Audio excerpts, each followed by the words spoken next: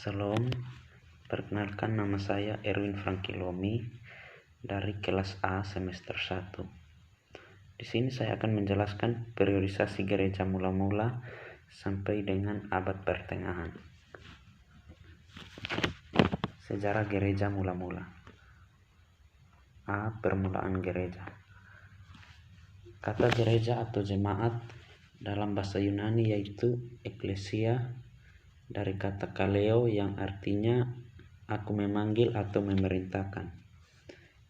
Secara garis besar, kata eklesia diartikan sebagai perkumpulan orang-orang yang percaya. Tetapi dalam kitab Perjanjian Baru, kata ini mengandung arti khusus, yaitu pertemuan orang-orang Kristen sebagai jemaat untuk menyembah dan beribadah kepada Tuhan.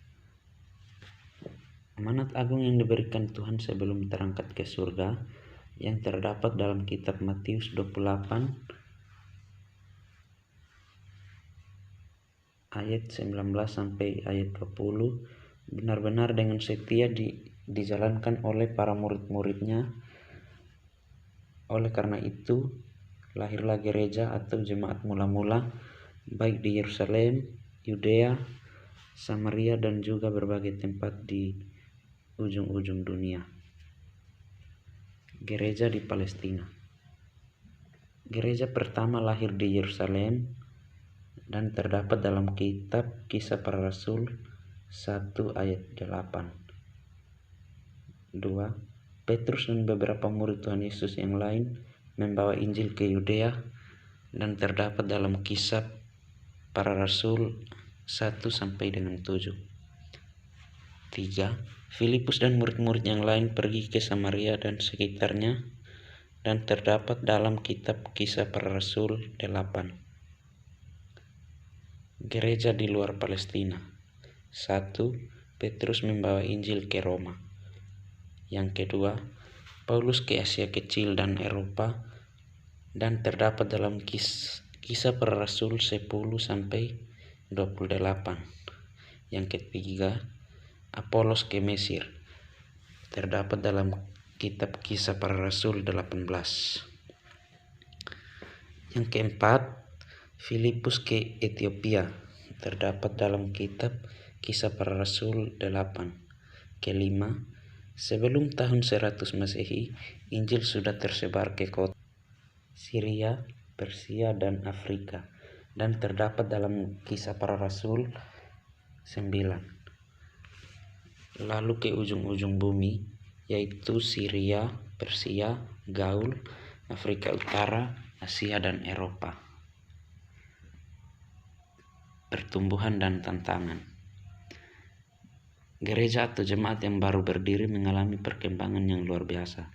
Roh Kudus yang sangat nyata hadir di tengah jemaat. Meskipun demikian, tantangan dan kesulitan juga mewarnai pertumbuhan jemaat mula-mula pada saat itu. C. Lahirnya jemaat Kristen. Pada waktu murid-murid Tuhan Yesus sedang berkumpul di sebuah ruangan yang pintunya terkunci di Yerusalem pada awal kebangkitan Yesus. Hanya 50 hari setelah kematian Tuhan Yesus, Simon Petrus berdiri di tengah kerumunan orang banyak di Yerusalem dan dengan berani menyatakan kerajaan Allah telah datang dan Yesus adalah Raja dan Mesiasnya. Pada saat itu, Yerusalem penuh dengan pesiara-pesiara yang datang dari berbagai penjuru kekaisaran Roma untuk merayakan pesta Pentakosta.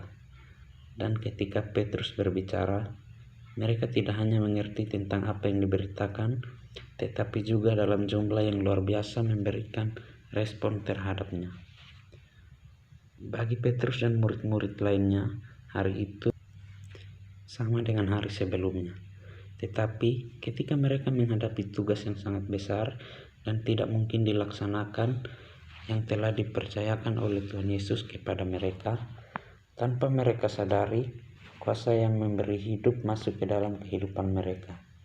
Kuasa itu adalah kuasa Roh Kudus yang akan menjadikan mereka sama seperti Yesus. D. Jemaat bertumbuh. Pada hari pertama kehidupan jemaat di Yerusalem, Persahabatan mulai terbuka dan gaya hidup sederhana mulai terlihat sebagai zaman yang baru. Persekutuan yang baru tergalang merupakan bukti bahwa umat baru sudah ada. Tetapi seiring dengan berjalannya waktu, ketegangan antara masa sekarang dan masa depan begitu fundamental dalam pengajaran Yesus mempunyai dampak yang mengganggu kelanjutan hidup persekutuan orang Kristen yang sedang berkembang pada saat itu.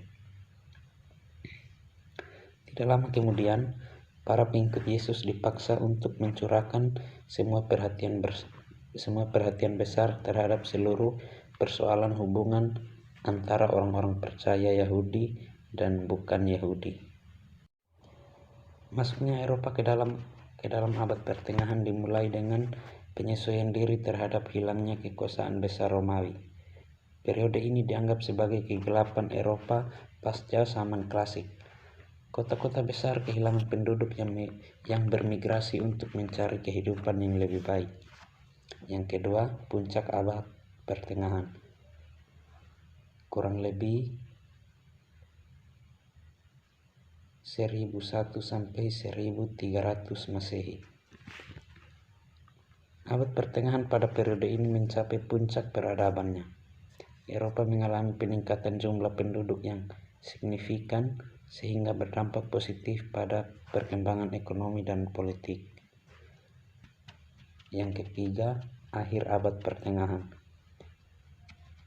yaitu kurang lebih pada tahun 1301 sampai tahun 1500 Masehi.